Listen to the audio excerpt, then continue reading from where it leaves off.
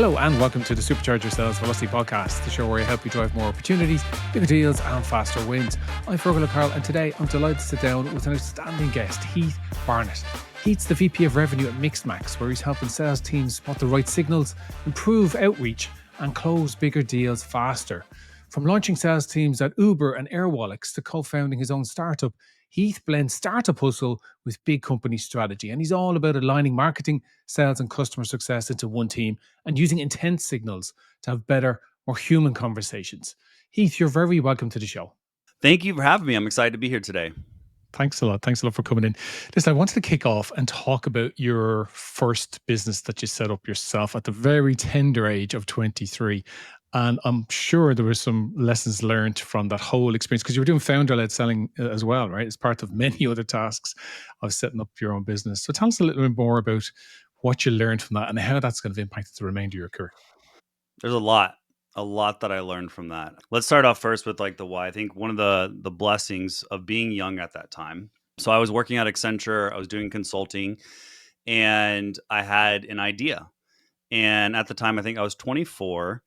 And I remember telling my girlfriend at the time, now my partner, my wife, I was like, hey, I think I'm going to start with this company.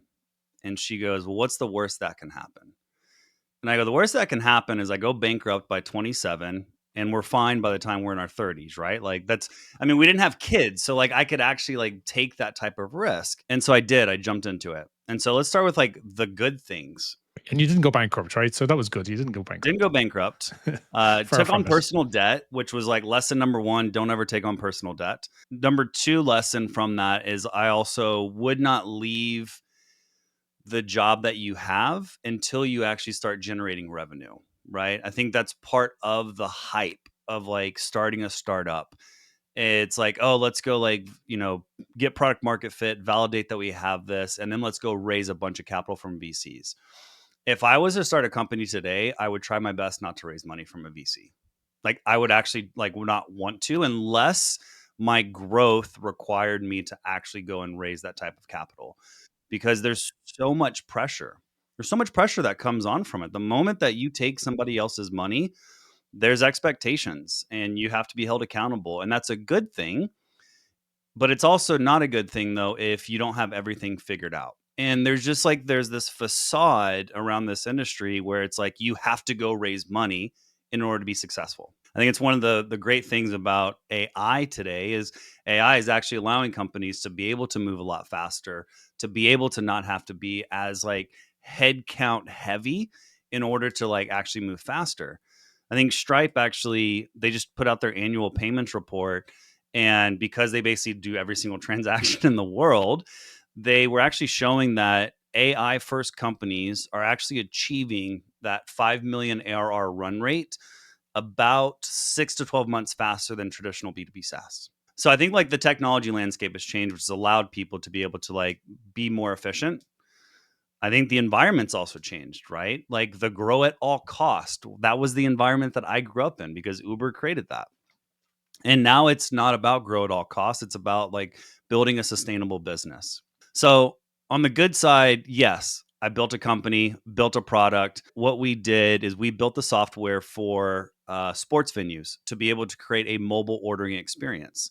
So this is obviously like Uber is blowing up, Uber Eats is blowing up, and you can't bring in third-party vendors outside into a sports venue. So I was like, okay, let's build the actual technology to where the venue can offer this type of experience. Best moment ever, and I will like die with this in my brain, was just like the first enterprise customer was the Sacramento River Cats. So it was a 15,000 person ballpark, and they wanted to go live with us on opening day, which they were playing the San Francisco Giants. They had to turn off our software after about an hour because they ran out of inventory. It was the coolest thing ever. And also talking about like, that was also one of my main focuses was let it become a problem before we try to find a solution. And so that was a great example because we offered mobile ordering, in-seat ordering to everybody in that stadium. And they realized real quick that like that's not scalable, it's not sustainable for a business. And so we then went back and actually like modified our software to where we had the APIs to where you could actually get the whole layout of the venue. And so we then modified it to where the venue could select, hey, who gets mobile ordering in their seat? Who can then just like pre-order for pickup? So we really started driving those operational efficiencies. Almost like putting a cap on it. Exactly. Right. And it was giving them the ability. Well, I think the other thing too is where stadiums were evolving was it wasn't just about sports venues. Most of those venues are trying to figure out, well, how else do we generate revenue? Concerts, like other things like that. And so they change up the way that they actually like build their stadium, right? They might close out sections. And so that was more of it, is like we want to give them the modularity to be able to like build the environment they want to build. So that was the great thing, right? Raised money, we made revenue. Let's talk about the bad. Not bad. I'm going to say they're green lights. They were red lights in my life at the time. They're green lights now. I'm very grateful for all of those things that I experienced.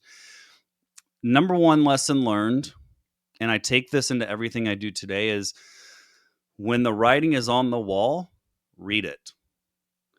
Our ego and our pride is the one thing that hurts us the most, especially as founders. I'm sure anybody that's listening to this probably like in your mind automatically like, oh, I remember that time. Like the writing was there, but I wanted to convince myself that it wasn't. That's probably the biggest lesson that I learned.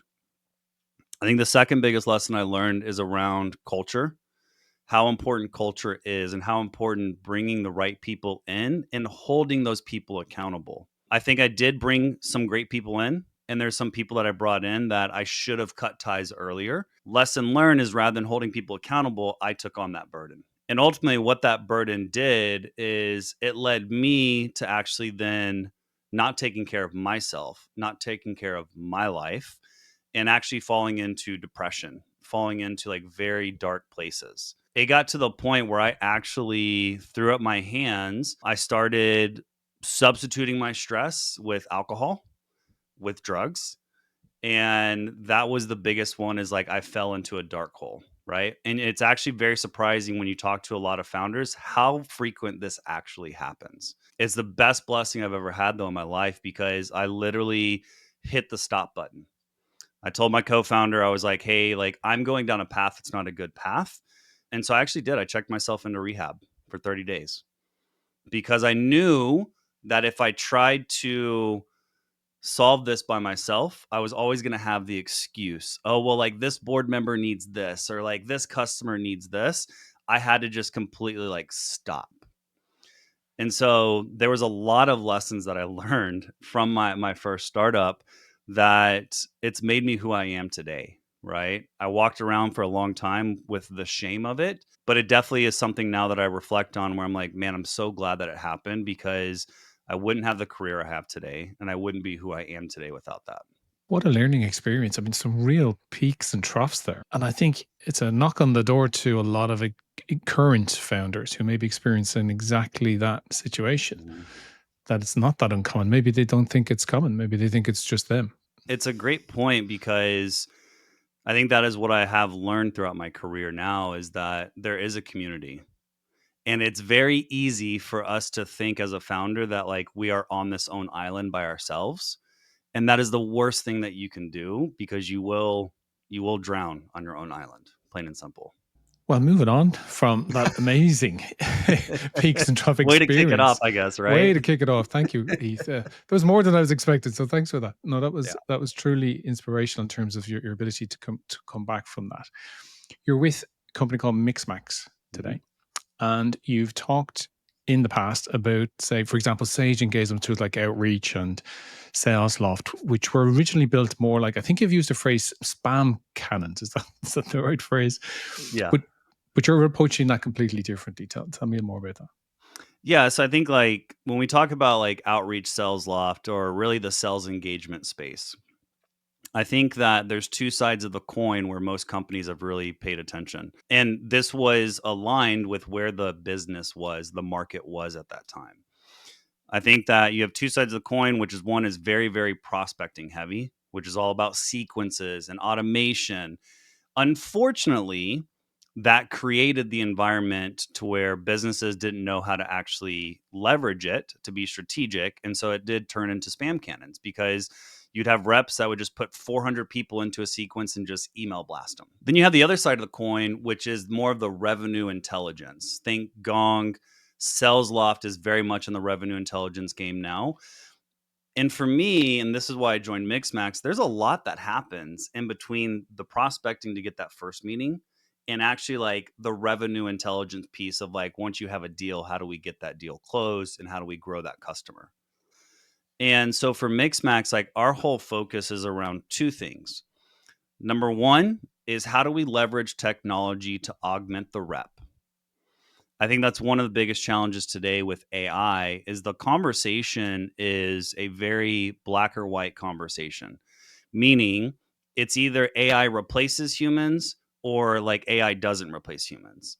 And I think there's actually a perfect balance that we're not talking about enough is like, how do we leverage AI and technology to actually augment the rep and actually make them more productive? That is what we are solving for, plain and simple. I think the second piece that we want to solve for is like, how do we actually turn technology to being the co-pilot that actually enables the rep to be the pilot? Right? Very simple statement, but what I mean by that is like, if you think about it, let's use something as simple as like conversational intelligence, right? Most of your CI tools out there, let's be honest, they're built for managers. They're built for coaching. They're built to actually see like our reps doing what we want them to do. Active listening is one of the most powerful tools in a seller's tool belt. But yet, like, we haven't built or really optimized our technology or our AI to actually help with that, right? Like, there's more note taking tools that are coming out, but there's still a lot of steps to that. So, for example, we launched our meeting copilot and we did it completely differently. We're not worried about recording it. We're not worried about the transcription. We're worried about give us the notes and the transcription to where we can take good notes for the rep so the rep can focus on the conversation, the customer. Let's actually give that rep a good direction of like, here's what we need to do after that call to make sure that that first conversation turns into a second conversation. And then number three is like, let's just help that rep actually draft an email to where they can actually like be on top of that deal so deals don't slip. Small things like that, but have a humongous impact on the deal cycle for a rep. That last piece, tell me a little more about that, the email. Yeah. So I think like, for example, there's been, when you look at AI today, it's either like let AI write the email, send the email, right? This whole personalization at scale, which I still think is like a very, very dangerous place because that to me has the potential to be the next generation of the spam cannon. What we want to always optimize for is like let AI do 90% of the work and let's bring in the human to do that last 10%, which is the most important. And that's the personalization. That's the small minor details. I always believe that good is better than best whenever it's human led. What I mean by that is like if we can get 80% there, that's better than trying to achieve 100% because we spend so much time on that 20%, right? AI's allowed us to flip that script though, because now we can say let AI do 80% of that to where you can actually only focus on that 20% because that 20% is actually the needle mover there. That's very insightful because, you know, there's that perfect is the enemy of good, that phrase. And as humans, Exactly. we would, just as you said, we'd get to that 80% or so and then spend way too long trying to get that last 20% to make it perfect when it doesn't really matter. And you'd often maybe lose a day or two doing that and the deal slips or something's gone wrong in the deal just because you're trying to make it too perfect. And now you're saying actually AI gets us so fast to the 80% that it's the 20% that normally we'd kind of go, okay, it's good enough, let's move on. Now we can actually focus on that because we've basically shrunk the time it takes to get to the 80, right? And what does that allow reps to do? It allows reps to actually be the artist, right? That's the beauty of sales. At least for me, like I want to hire artists. I believe sales is a combination of science and art. The science is the technology piece and the data piece. The art is like, what's that rep's operating system? What is the character of that person that like brings life to that conversation? And I think that's where technology and AI can actually unlock more of that today, where historically we weren't able to do that because the rep was having to do so many manual things. Okay, we've got into AI earlier than I was thinking on the podcast, which is absolutely fine. But let me go back a step or two. We talked before we came on the podcast. You mentioned plan selling, and we were comparing it to BANT and MEDDIC, which probably aren't cutting it anymore. Expand on that a bit first. First, before we get into what plan selling is and how I came about it, I think it's good to also understand the why, right? I think one of the areas is a lot of these frameworks that we force on our sales teams today is because we treat it as a silver bullet. I think the worst thing you can ever do is take a framework and attach a deal stage to that framework, right? And what I mean by that is I've seen this happen way too often where it's like, let's say we're using MEDDIC and it's like, oh, that deal can't go into stage 3 until you've answered M, E, and D. And it's like, that's not how sales works, right? Like we have treated sales as though it's this linear path, and it is not a linear path in any way, shape, or form. Okay, that's number one. Number two is around like the buyer landscape. Buyers have access to so much more information now that traditionally, back when these frameworks were built, so I'll give you an example. Like, let me call it MEDDIC is still great for enterprise sales, right? But I'm going to use MEDDIC and pick on MEDDIC for a second. It came up with in 1990. 1990. A lot has changed since 1990. And back then, though, that was when buyers did maybe about 50% of their homework, and they actually relied on sales to educate them more and to create more awareness. Buyers do about 85% of their self research before they even want to talk to sales. So I think that's important to call out because we've been able to get away with it to where we force buyers to become part of the sales process. Now it has to be, how do we make our sales process become part of the buyer's process, right? So that's number two, around how the landscape has changed. I think number three is around like just how decisions are made. You know, even in the SMB space, the average buying committee is 5 to 6 people. And so like there are decision dynamics that go into that. So when I look at a lot of these like older frameworks, BANT, for example, like budget, authority, need, and time, every single framework that I looked at, I think either one, it was great for doing good discovery. Big fan of spend selling. I do think spend selling is a great one to like actually uncover good customer problems. But when you have like BANT, NEAT, all of those are structured in a way that is very sales focused. Do you have budget? Do you have authority? Do you actually have a need, right? And the challenge is, I don't think these frameworks were built to create a process behind it, but unfortunately, that's what happens, right? Is like most revenue organizations will say, here's how you sell. You need to follow the BANT framework. And so you create robots. And so what I've looked at over the past couple of years, I think one, there's no silver bullet, there's no one size fits all. And so what I wanted to try to understand was, how do we create a framework that helps reps actually do what matters? And that is keep the deal moving forward. And for me, it's like, how do we keep the deal moving forward? Well, it's a couple of things. We have to make sure that we pinpointed the problem. We have to make sure that we've actually lined up the priorities. We have to make sure that we are continuously addressing the decision dynamics. And then we have to always make sure that we have next steps. Next steps is like the killer of deals. And so as I started working through this, that's what came into plan. And so what plan selling is exactly that. P is priority problems, pinpoint the problem. I think one of the other challenges that we have to face today is that there's so many more tools that are becoming the all-in-one. The tool consolidation phase is a real thing right now, right? And so it's easy in sales for us to try to solve all of our customers' problems. Well, what happens when we do that, right? Like if I came to you and I tried to solve 5 different problems and I'm selling you on those 5 different problems, what are you thinking in your head? This is complex. I'm too confused. Yeah, there's too much coming at me here, right? Yeah. Exactly. Like I have to make a lot of decisions. Status quo becomes even more important. The risk, the payoffs.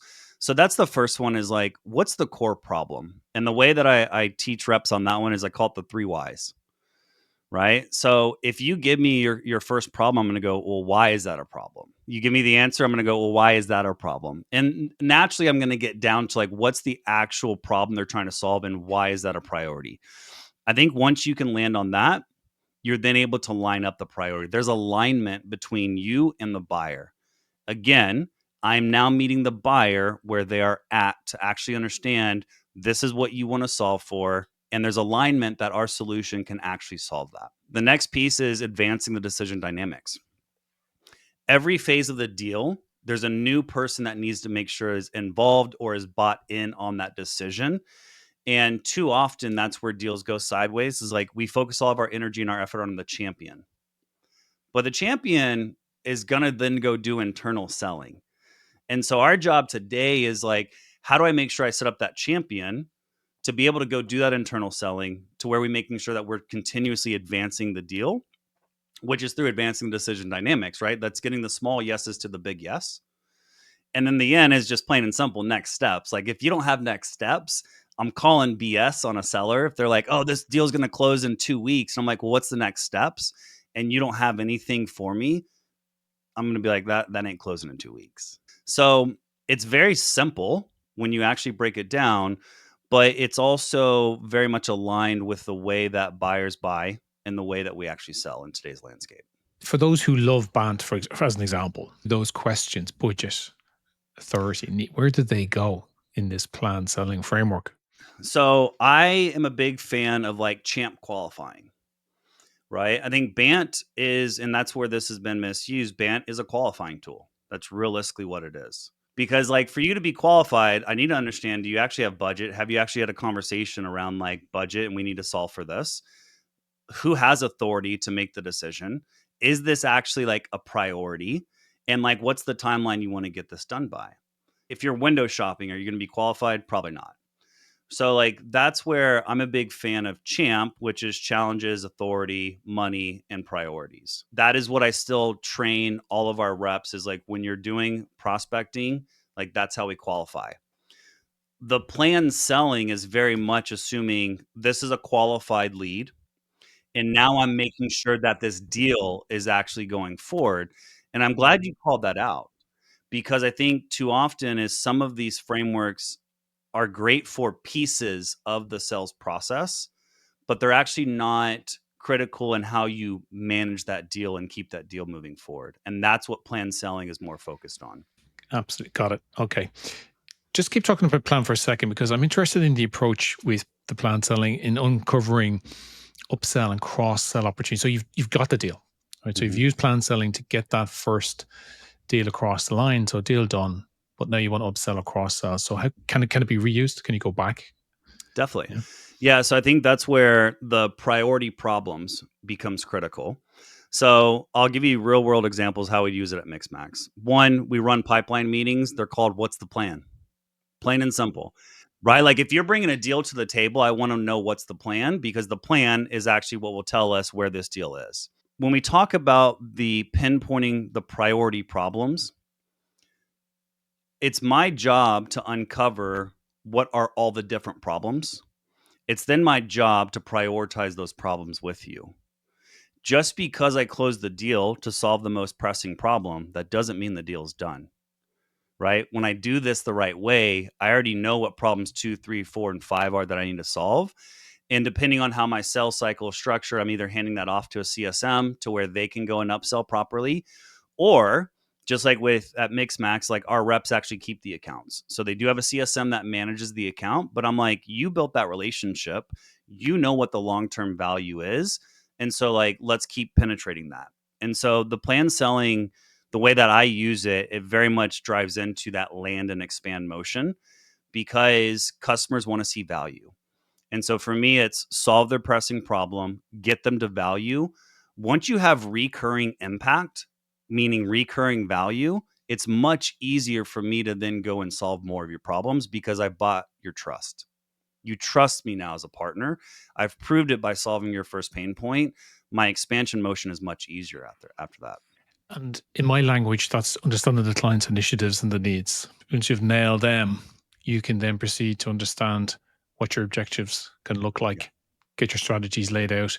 And then below that, you can have a very tactical action plan almost day by day. You know, how I can close out my objective, which meets the client's needs. That's terrific. And it comes down to, I want to add one more. It comes down to the responsibilities on us as revenue leaders, right? So I'll give you an example. Is I'm a big believer that incentives are what drive behaviors. So when you're incentivizing and creating the environment for reps just to get the deal closed, you're creating a throw it over the fence mentality. And I think this is also with like how the landscape is changing. There is no more just go get more customers. The market is saturated now. There's 20 other providers that could provide me the same solution that you're providing me. And so for me now, like when we close deals, the first thing we ask when a deal is closed, one, there's a checkbox. Is there growth potential? If the rep checks that off, they have to actually lay out the business case. So that way, like we're handing it off to where we have onboarding with intention. Onboarding with intention is very different than onboarding because now I'm tailoring that onboarding to solving that core problem. But my team also knows, well, here's the other things. Like here's now the cherry on top to where we can get them ramped up faster. And I'm going to jump in here because you mentioned something before we press record on the show. You talked about your SDRs, your account execs, and how you've made some changes there. And I think this is a good point to just mention there what you did with that. Yeah. So I believe in two things. I think that theory number one, and this is my personal hypothesis, right? So plenty of people might agree, might not agree. I think number one, unless you are an enterprise only organization, meaning your ACV is probably 100K plus, if you are sales led and sales led only, you're going to have a very hard time in the future, right? How I just talked about with Stripe, with AI first companies are like getting there faster and they're doing it with fewer headcount, right? Like you see it on LinkedIn today where it's like 3 people are like scaling companies to 10 million ARR. Great for them. So I think like the first one is understanding what your market is in. Mixmax, we focus primarily in the SMB and the mid-market space. Our average sales cycle is around like 30 days, right? Our mid-market's around 45 days. And so number one is I'm like, okay, technology and AI, how can I use that to actually drive efficiency from an operational perspective? I believe that historically SDRs were for two main problems. Number one was outbound SDRs or BDRs. To me, that is a very sophisticated role. That is not a go hire them out of college because it won't work. That is you're paying that person the same amount as an actual AE. And that's rarely the case. Rarely the case. Rarely the case, right? They are out of college or they are very new to sales. Yeah. They are. So I think that's the problem. Number one is that we have treated SDRs as though it's like, oh, like we can go get them cheap and they can just generate pipeline. It's like, it's going to be hard. I think the other side is SDRs is like, they've been that natural filter of like, hey, we have this inbound channel, SDRs, you qualify, then you go to AEs. I've been able to leverage technology and AI to make that top of funnel super efficient. And so for me, I believe, look, every SDR wants to become an AE 99% of the time. And so for me, it's rather than creating this 2-step sell cycle. So there was number one is like, well, what's that buyer landscape and journey like now? So how I said our average deal cycle was 30 days. I was like, okay, so the buyers are coming in doing majority of their research already. Then we're forcing them to talk to an SDR to get qualified. Then we're forcing them to talk to an AE to do a demo. Then we're closing the deal and handing it off to another person who's the CSM. I'm like, that person has changed relationships 3 times within the first month. That is a very bad customer experience, if you ask me. And so that was the number one was like, well, how do we actually make this a better customer experience? So that was number one is like, take it down to a full cycle AE. Number two is when we talk about recruiting is if you're going to go hire SDR straight out of college, you better have a world-class enablement program because like that is on you to make sure that you can ramp them up and train them properly. It's one thing that I'm very confident in myself is being able to build great enablement programs at the organizations that I work at. And so for me, it's a lot easier for me to go find an SDR that's at a great company who hasn't been promoted to tell them, hey, come over, I'll make you a seller. And like, I'll also train you up on that seller. It's a lot easier. The payback, the ROI is there much quicker than me going and allocating dollars and headcount to just adding another step in the sales cycle. That's the way I look at it. It's also part of our core strategy at Mixmax. Like our whole mission is to making sure that we are making reps as productive as possible so they can actually like drive results. And so for me, and this was the conversation I had with our executive, our engineering team, I was like, look, like I'm making this change. There's 2 things that are going to happen with this. When go-to-market's not efficient, we're going to know real quick. When our product is not solving problems that make reps more productive, we're going to know real quick. And so for me, it was like, let's double down on our mission and let's just continue to solve our customer problems by solving our own problems. I think it's a great initiative. I don't hear it that often, that change. There's a very rigid, we have SDRs who pass off to our account executives, and there's almost two worlds that they exist in. And I think you're dead right. Every SDR is really wanting to be that AE. And yet they're told, oh, you're not experienced enough. You've got to wait. You've got to go, earn your stripes, if you like. But actually, that role is particularly the outbound role, it's a really tough role. I think it's one of those cases, get the right person in the right role. And 9 times out of 10, it isn't the right person. No fault of their own. They've just been put in a role that's just not suitable for their experience and their stage of in their sales career, right? You mentioned 2 good points that I think we need to double down on for a second. So like the first one is around being intentional, right? I think a lot of times we're not intentional behind why we hire and who we hire for. Usually we say, go hire 4 reps, only 2 will make it, and like we'll still hit our numbers. Me, first and foremost, one of the things I live and breathe by is help people become better people. I truly believe that if I help people become better people, like productivity is a byproduct. When we feel as though we're appreciated, we feel as though we're invested in, reps will work their ass off for you. So that's like number one is just be intentional. Another example is like there's 3 non-negotiables here at Mixmax for any person that joins our go-to-market organization. And number 1 is grit and growth. Sales is hard. If you don't have grit, this probably is not the right place for you. But number 2 is like, are you taking those challenges and turning them into growth opportunities? That's the grit and growth factor. The second one is I want you to have your own operating system. I want to know what your OS is because I'm not trying to bring cookie cutter robots. I am a revenue leader that will give you frameworks for success, but I want your artistic side and your operating system to bring that to life. Number 3 is you have to have a high FIO score. So FIO is figure it out, right? And I'll tell this to people all the time where I'm like, yo, like your FIO's at a 5 right now. Like I need you to get up to like an 8 or a 9 because we're always going to run into problems. And so I want to make sure that we're bringing in people who don't just identify problems, but have ideas on how we can potentially solve those. So that's the examples of intentionality. Then the second one's fear. I think unfortunately too often that when it goes back to raising money by VCs, like too often there's board pressure to where a lot of revenue leaders are scared to make these drastic changes because they have to hit numbers.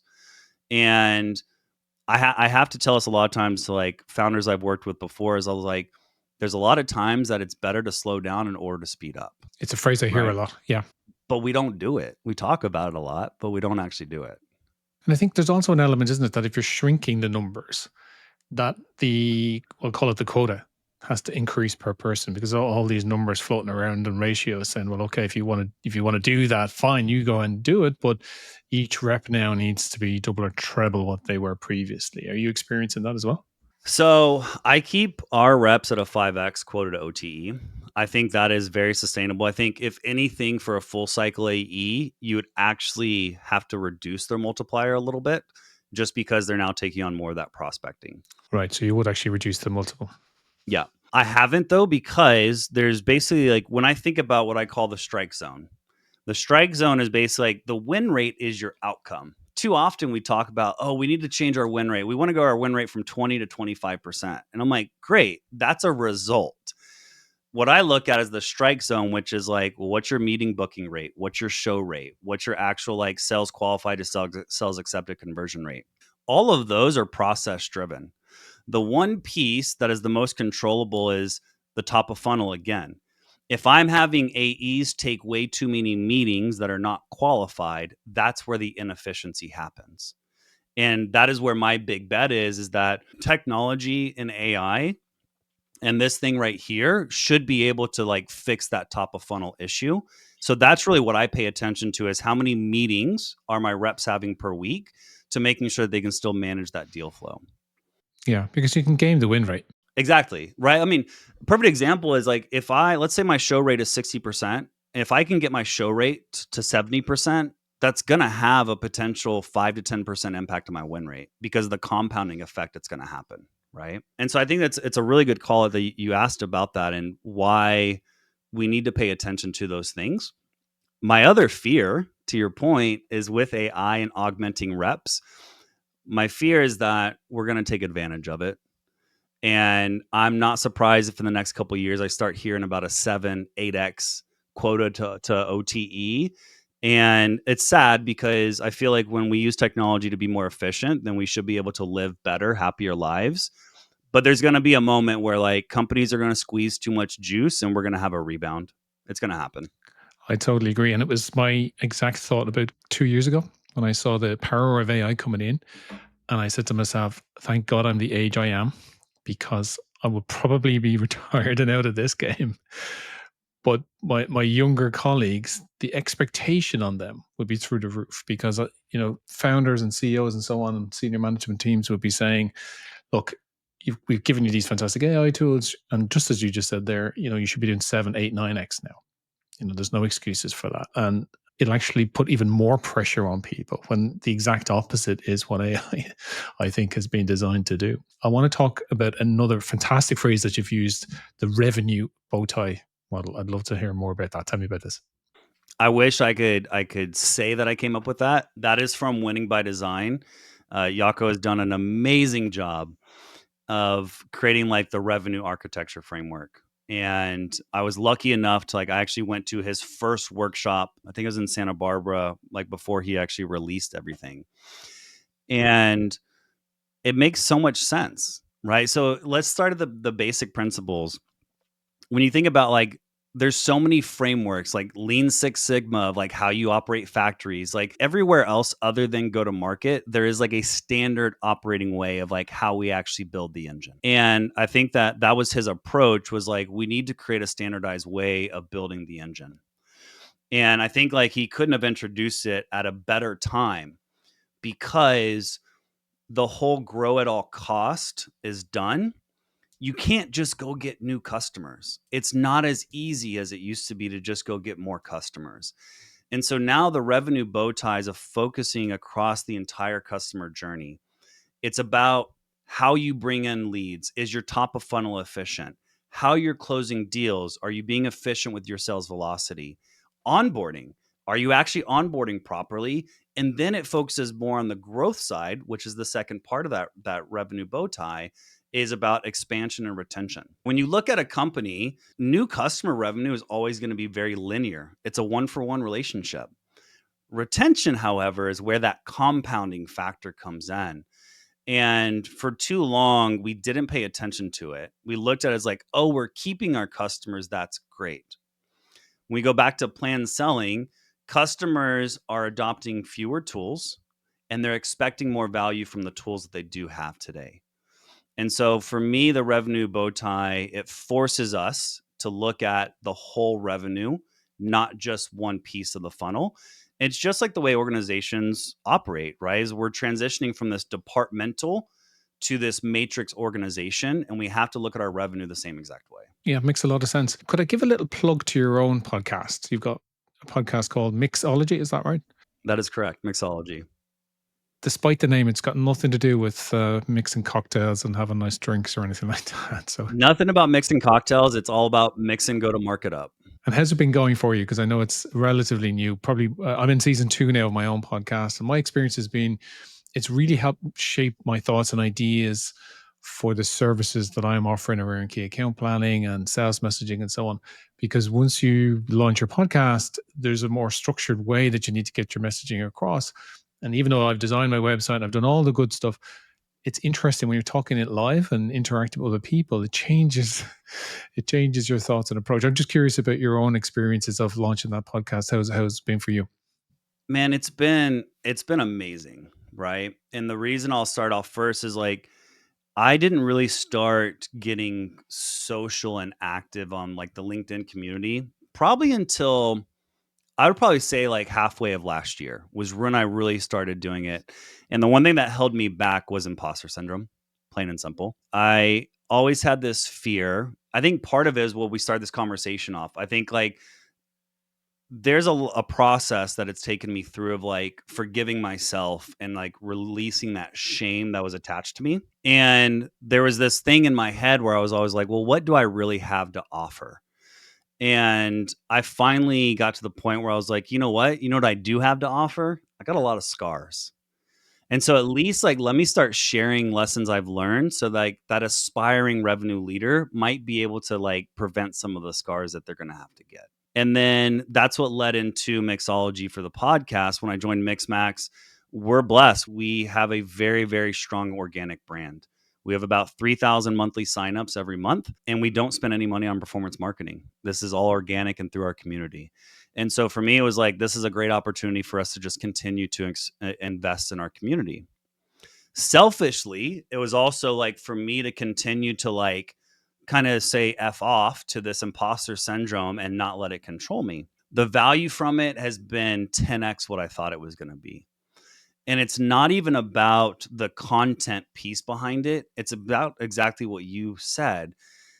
When I record podcasts, just like this one today, like this is what I call my oasis now, right? Your oasis is always like, what's that one thing that you can do that allows you to completely escape from the normal day to day that you have to deal with? And that's what my podcast has become for me, is because I get to talk to people like yourself and I get to learn from others, but it's interrupted.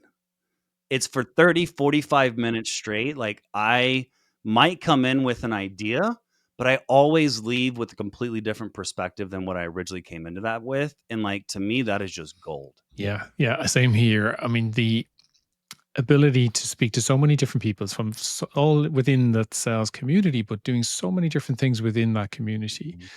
And every podcast episode I do, I take away a couple of things from it that going into it just had no idea that that's what would come out the other side. Tell our listeners where they can find you, where they can go find Heath for more information, how can they listen to Mixology, etc. Yeah. So Mixology is going to be on all of your different podcast platforms. We're on Spotify, we're on YouTube, and then also you can find us on our website at mixmax.com. For me, LinkedIn, Heath Barnett. If you want the URL, it's LinkedIn/what's up Heath.